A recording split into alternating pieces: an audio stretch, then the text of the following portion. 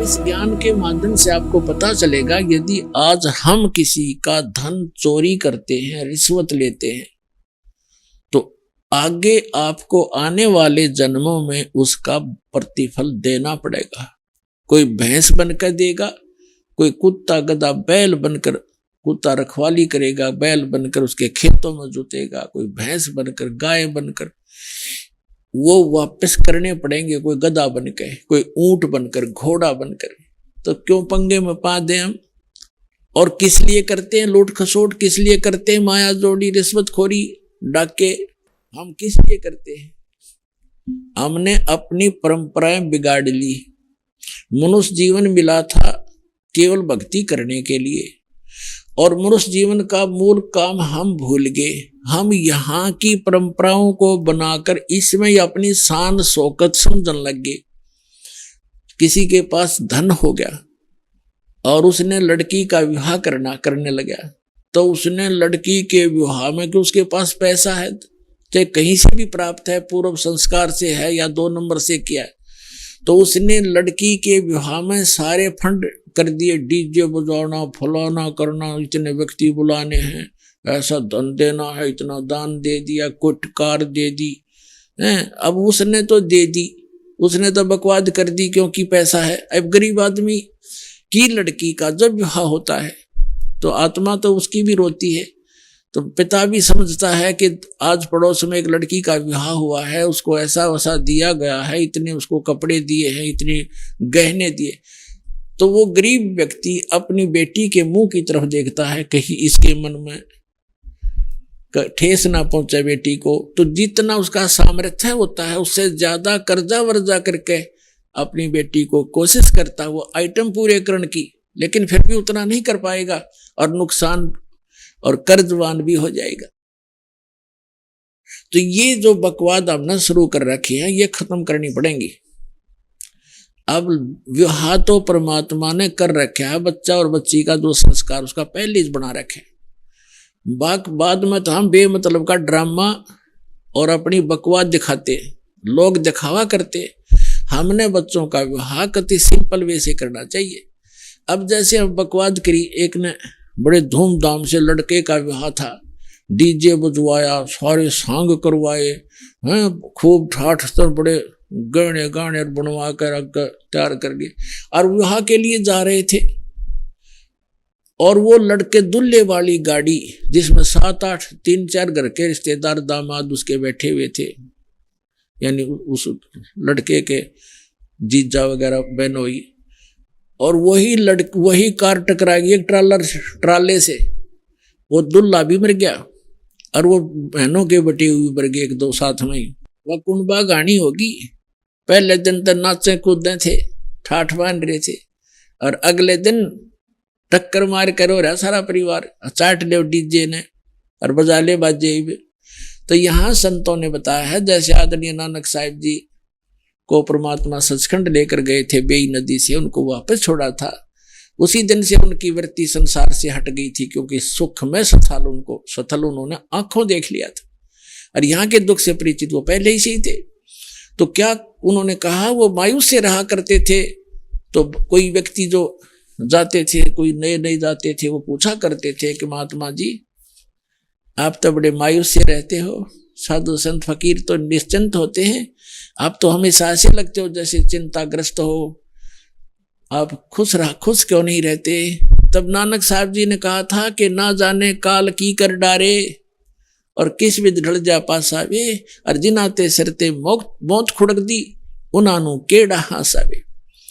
कि यहाँ ना पता कब के बिजली गिर जा, तो इस गंदे लोक में किस पर खुशी मनाऊं मैं?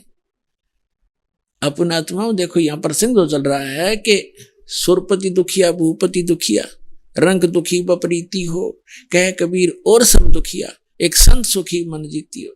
तो दूसरा पहलू बताते हैं, जैसे नानक साहिब जी से किसी ने कहा कि आप क्या कभी सब समय में ऐसा ही रहते हो? क्या आप कभी खुश नहीं होते? कहते खुश होता हूं।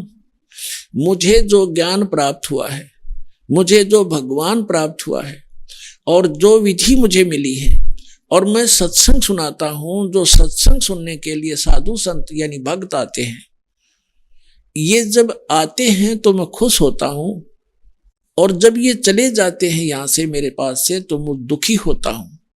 किस लिए खुशी होता हूं और किस लिए दुखी होता हूं? सुखी तो इसलिए होता हूं कि इन्होंने, इन पुण्यात्माओं को परमात्मा के उस अनमोल खजाने का ज्ञान हुआ और उनकी रुचि बन गई, अब इनका कल्याण हो जाएगा। और जब ये यहां से जाते हैं संसार में तो चिंता मुझे ये बन जाती है कि वहां असंख्य व्यक्ति हैं और हजारों की संख्या में गुमराह करने वाले संत भक्त हैं, और कहीं ऐसा ना हो ये बच्चे उन भ्रमित ज्ञान से परिचित संत भक्त से संपर्क में आके रास्ता ना छोड़ जाए। और जब ये सारे के सारे वापस आ जाते हैं तो मुझे मेरी खुशी का ठिकाना नहीं रहता कि मेरी फसल में कीड़ा लगा नहीं। तो क्या बताते हैं कि साध मिले सड़ साधी होंदी और विछड़ जा जलगीरी वे, अख दे नानक सुनो जहाना, ये मुश्किल हाल फकीरी वे। कि मैं इसलिए ये भक्ति बड़ी कठिन बन गई है, बड़ी मुश्किल हो गई है फकीरी यानी भक्ति, क्योंकि इस ज्ञान के जानने वाले लोग नहीं हैं और मैं अकेला बताने वाला हूं, हजारों की संख्या में मिसगाइड करने वाले हैं। तो ये मुश्किल हाल फकीरी बन गई कि साध मिले सड़ साधी होंदी। ये वापस आते हैं जब मैं खुशी से फूला नहीं समाता हूं, और जब ये चले जाते हैं तो दिलगिरी वे यानी दुखी होता हूं कहीं इनको कोई मिसगाइड ना कर दे, मुश्किल से सिर चढ़ाए। तो यहां परमात्मा कहते हैं कि तुम नाचते गाते हो, बकवाद करते हो और 1 मिनट में बिजली गिर जाती है, खा कहिए नाचना गाना। तो ऐसा रहो जैसे नानक साहब जी बताना चाहते हैं कि ना जाने काल की कर डारे और किस में ढल जा पासावे, और जिनाते सरते मौत फुड़क दी कि उन्हानु केड़ा हंसावे। और फिर दूसरी बात ये है, जैसे विद्यार्थी, ये एक विद्या केंद्र है पूरी पृथ्वी, और जिनको मानव शरीर प्राप्त है ये ड्रेस अलग है अन्य प्राणियों से, आपकी कुत्ते से, गधे से, सूअर से, तो ये ड्रेस अलग है, तो इसका काम भी कोई और ही है। यदि वो पशु पक्षियों जैसे ही कर्म हम इस ड्रेस में करते हैं, ये पोशाक है, एक चोला है शरीर हमारा, तो फिर हम समझदार नहीं है, हमें पता ही नहीं है कि हम किस उद्देश्य को लेकर इसमें ये ड्रेस पहने हुए हैं।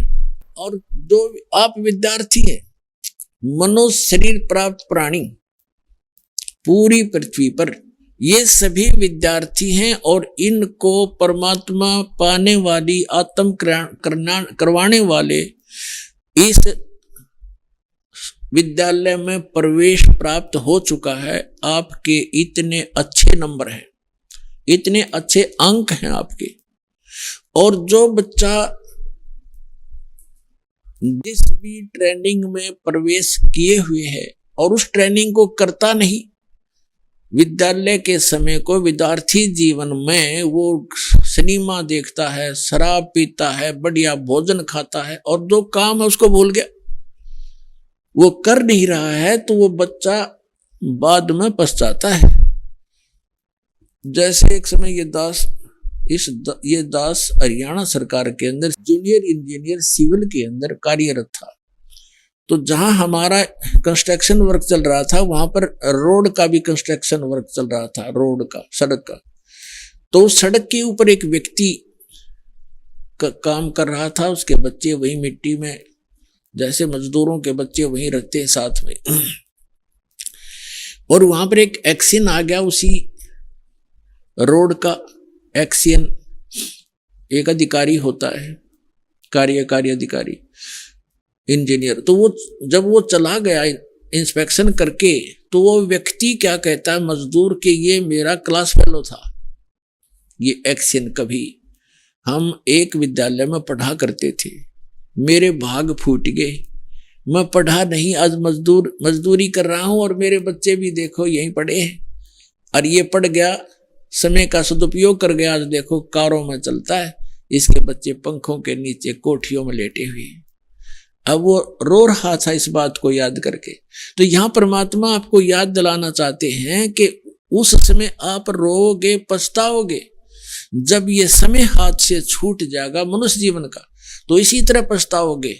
मनुष्य ये विद्यालय का समय है आपका, ये मनुष्य जीवन जब तक है आप विद्यार्थी हैं और इसमें ये कार्य नहीं किया भक्ति वाला, तो बाद में पशु पक्षी बनकर रोया करोगे।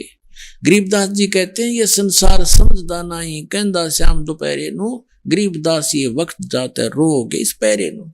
ये मनुष्य जीवन एक बार हाथ से छूट गया, इस पैरा माने समय को रोया करोगे फिर। जैसे कुत्ता रात्रि में ऊपर को मुंह करके रोता है, उसकी आत्मा में कभी ना कभी वो बात याद आती है, मैं कितना गलती किए हुए हूं, आज मैं कहाँ पड़ा हूं, लेकिन हो कुछ सेकंड के बाद फिर वो भूल पड़ जाती है।